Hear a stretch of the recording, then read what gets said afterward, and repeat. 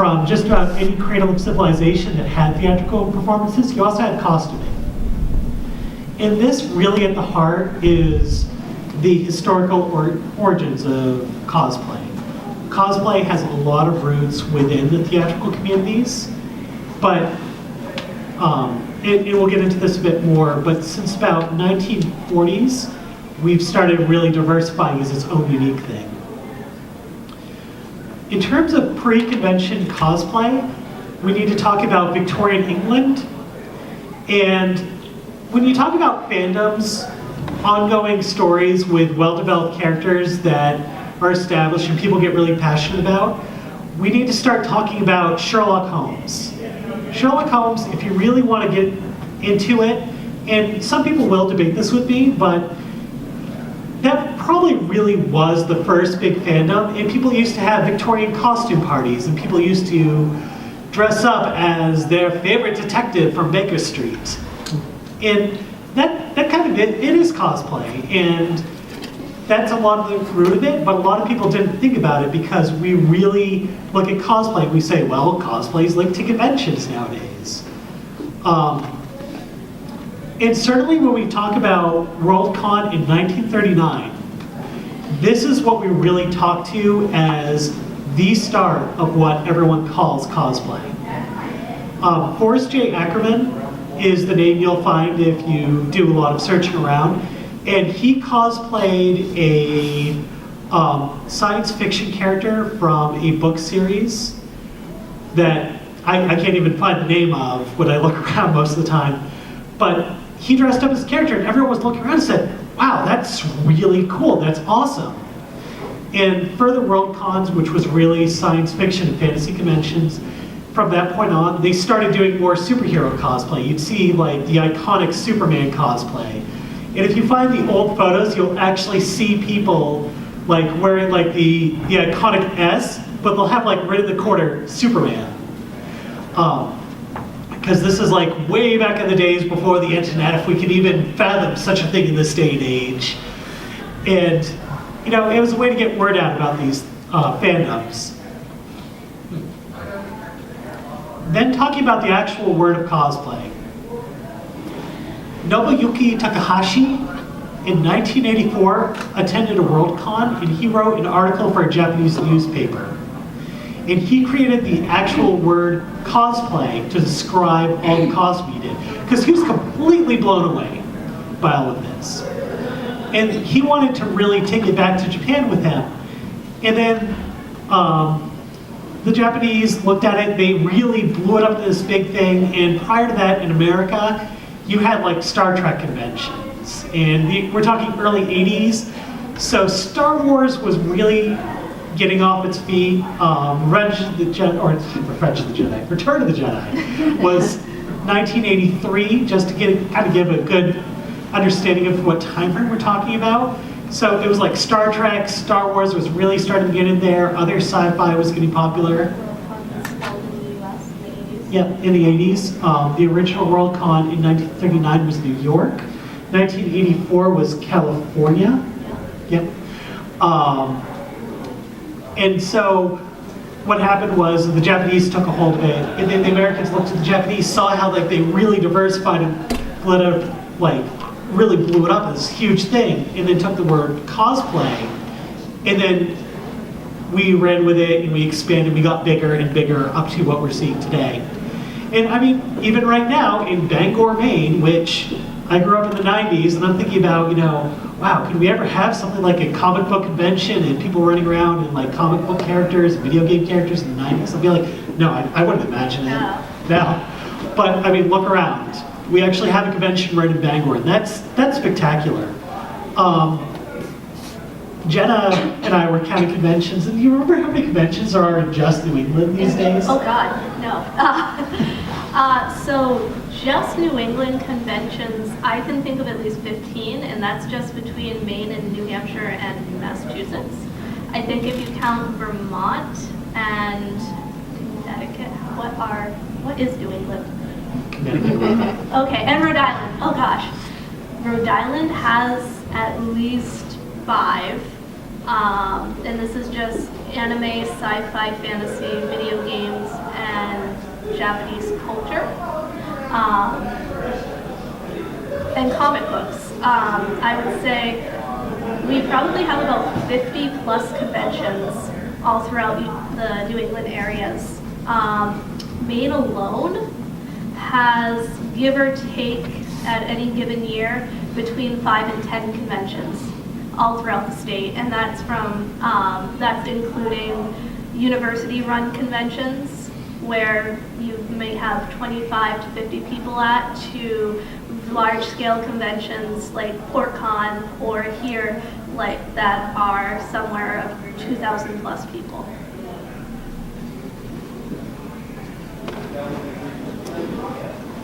Now that we've covered the history of cosplay, just to check though, is the mic really working in the back, or can you hear us all right? Right, just wanted to double check because I'm not hearing you too much up here. I just want to make sure everyone can hear us. But now we're going to talk about types of cosplay, because this is where we get into like the technical different types and what genres of cosplay. And a lot of people don't think about it, but Halloween costumes are cosplay. And that's where a lot of cosplayers really get their start. They'll cosplay in October and dress up as favorite characters. And thinking about it growing up, that was really my only experience with cosplay growing up down near Bar Harbor. So, because there weren't these great opportunities down there. But it's still a starting point for a lot of people. Another type is historical reenactments. Do you want to talk about this? Sure. All right. So historical reenactments has been going on for years and years, in fact, decades. I don't know if any of you guys are part of some of the societies that we have in New England. There's the Society for Creative Anachronism, which is historical reenactment based on society and cultures pre-1600s.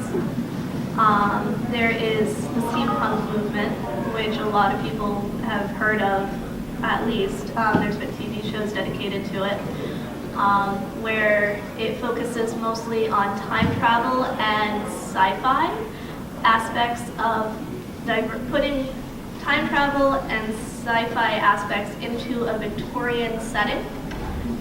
Some people will even go as far back as to Elizabethan times. And I guess early 1900s, if you want to be a time traveler that goes back and forth. There's a lot of diversity in the culture. Ren fairs are huge for reenactment. They do both medieval and Renaissance periods. They also include a lot of fantasy, so you'll see people with fairy wings or fae get-ups.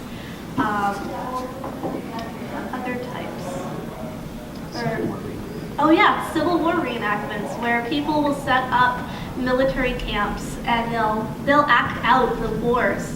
There's Civil War, there's World War II, World War I reenactment programs. I think there's actually a World War II garrison here in Bangor. There's also Revolutionary War, where they will make their costumes to look as close to period as possible, or they will go and search online and get actual antique costumes, or at that point they're not costumes, they're actual uniforms for the soldiers' costumes. And then at night they'll have the tent parties where people will come and they'll entertain as they did in those eras. All right, so moving on, we've got superheroes.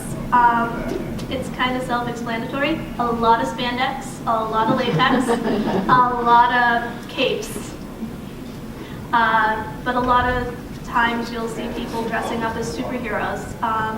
It was one of the earlier forms of cosplay in America, with comic books becoming such a huge success and huge popular item in the 70s or 60s? Oh, it really kicked off in the 50s, 60s. Okay, right. The comic books kicked off in the 50s and 60s, and then about 10 years later, the costuming started up with Worldcon for one, and also there was a bunch of small-scale comic book conventions that happen in New York and San Diego, which evolved into what is known as Comic-Con.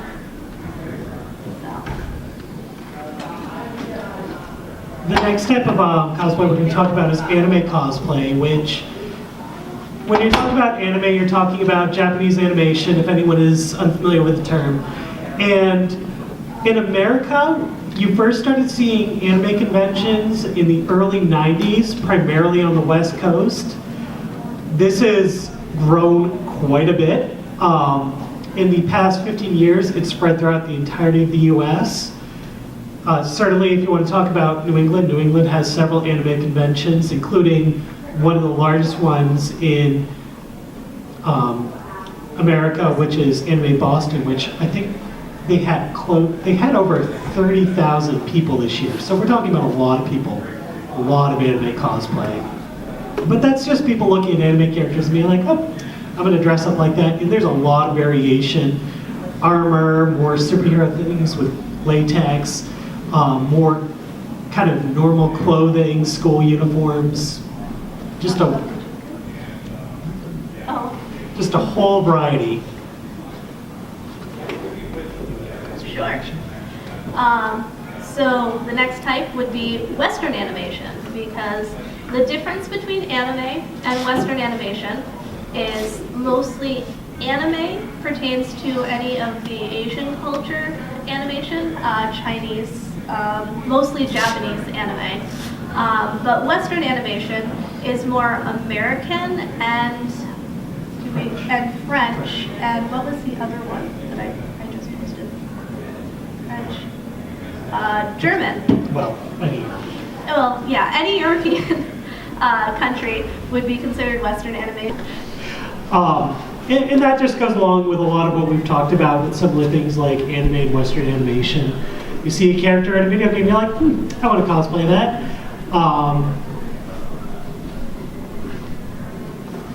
Then we get into the various degrees of animal cosplay that you can do, which one of the more iconic ones, and unfortunately, they do get a bad rap, but furries.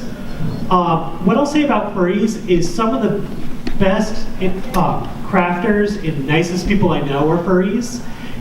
I don't know why they get such a bad rap all the time in certain circles, but they really don't deserve it.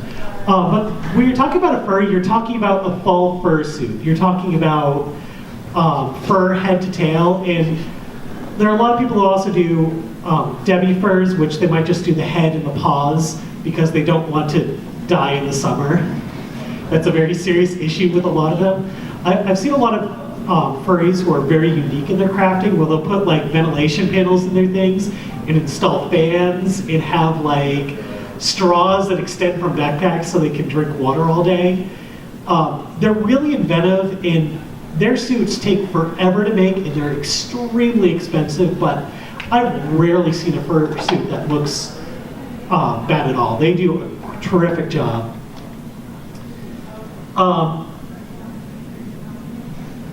Also with the fursuits, something I'm also very quick to point out is sports mascots are an extension of this. When a lot of sports teams decided, you know what, it's kind of not kosher to have that tiger in a cage that we're kind of carting around.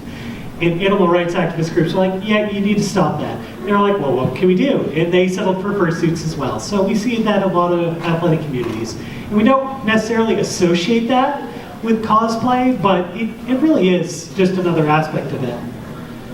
A step down is kigurumis, which the easiest way to describe a kigurumi is it's footy pajamas, usually with like a nice hood that goes over it. And they are really comfortable. I know a lot of people who, they'll have that as their, it's my evening cosplay and I just don't want to do anything anymore and I just want to be comfortable walking around still wearing something. The step down from kigurumis, as we're walking away from the most animal to the least animal, is what we refer to as gajinka, which what I'm wearing right now is an example of a gajinka, where you'll have the coloration of an animal quite right, and I'm doing my Sylveon from Pokemon. So I have the ears, I have the tail, the ribbons are in the right coloration, there's the bow tie, and there's a lot of different ways to do Kajinka. There's not a right or a wrong way. It's just however you want to represent it. And it's taking an animal character and it's giving those human touches to it. The step down from Kajinka is what we refer to as Kemonomimi, which literally means animal ears. If you see someone running around wearing a pair of cat ears, hey, that's cosplay. Is it probably one of the more simple forms of cosplay? Yeah. Oh, but it's still going around. It's having fun in costume. Most people don't run around in cat ears all the time. I have to pause because I'm a teacher, and just the other day, there was a bunch of students running around wearing cat ears. And my principal knows that I'm into cosplay and everything, and he kind of pulled me aside and he's like, so is this your doing? And I'm like, no, you cannot blame this on me this time. But you know, it is a form of costume. It gets going out as having fun. Most people don't wear cat ears. I'd like to say normally, but as I just demonstrated. Then we get to, we're gonna now transition to our next section, which is frequently asked questions about cosplay. Jenna and I get a lot of questions fielded to us about cosplay. And like, one question is, where did you start cosplay? And of course I'm looking at his sheet and he's got a picture of my son, who at the time, I think he was 4, working on his first costume. You can start cosplaying at any age. I have a son, he's 8 now, he'll be running around tomorrow as Thor. But he is obsessed with Legend of Zelda, all of them. And he, on an annual basis, will make at least 2 to 4 tunics for his Link costumes. And he's been making tunics since he was 3. I taught him how to hand sew. I taught him how to use a sewing machine from the time that he could sit on my lap and push things through my sewing machine. Or you could start, I think I had one woman come up to me and she was like, she had the typical little old lady, gray curly hair, and she was so adorable. She's like, I really want to make costumes, but I'm so old. And like, I have the perfect costume you can do. And she was like the embodiment of Sophie from House Moving Castle. I'm like, you need to do this. And I show her, like, you can get it. She's like, but I can't make anything. I'm like, but you can buy things if you have money or you know people who you can trade things with. So there is no right age to start or stop cosplaying. You can start from however old you are to however old you will be. As I established just a couple minutes ago, I am a teacher, so I'm a very strong proponent of getting youth involved with cosplay. And really when we're talking about cosplay and geek culture as a subculture in America, it's going to be the youth that's going to continually rise up and become older and help to drive it. So getting youth involved and making them feel welcomed and accepted and, you know, encouraging them, no matter what skill level they're at, to keep at it is really important.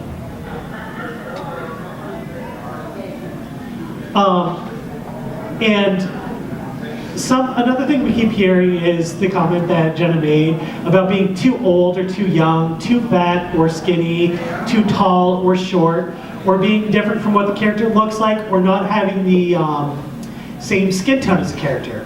Yeah.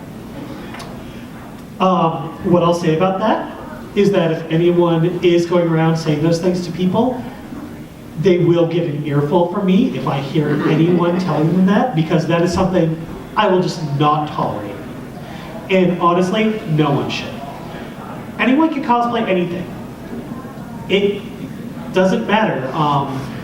There is a young African-American girl I can think of in southern Maine who approached me recently saying like, yeah, someone told me I shouldn't cosplay this character because I'm black. And my comment to her was, point me towards them and I'll have a word with them. You cosplay what you like. And that's what it comes down to it. I mean, like, I'm gonna pick on our Legend of Zelda cosplay again. Like, no offense, but you're not an elf. I'm not going to yell at you for cultural appropriation because you're not an elf. And I'm not going to turn to the Homestuck people and be like, your skin tone isn't gray, how dare you? Like, that's ridiculous. We would not stop to think about that. So like, if someone is Caucasian and wants to cosplay Cable from X-Men, go for it. All the power to you.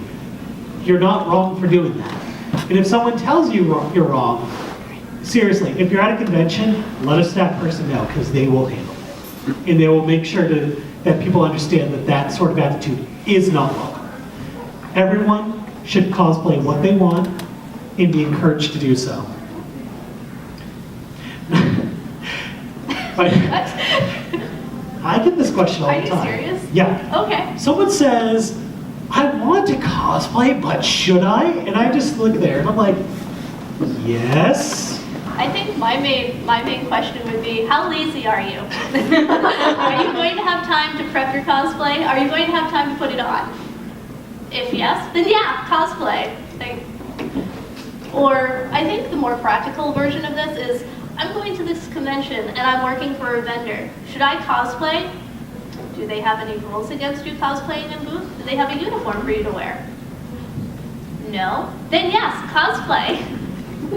It draws more attention to booths, it draws more people to take your picture, it welcomes experience.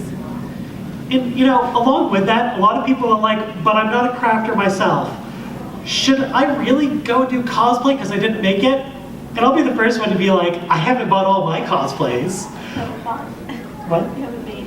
Oh, I haven't made all my cosplays. Yes, thank you for catching that. Like, my jacket, my sister-in-law made. I have no shame in wearing it. I mean, I made the ears and the tail.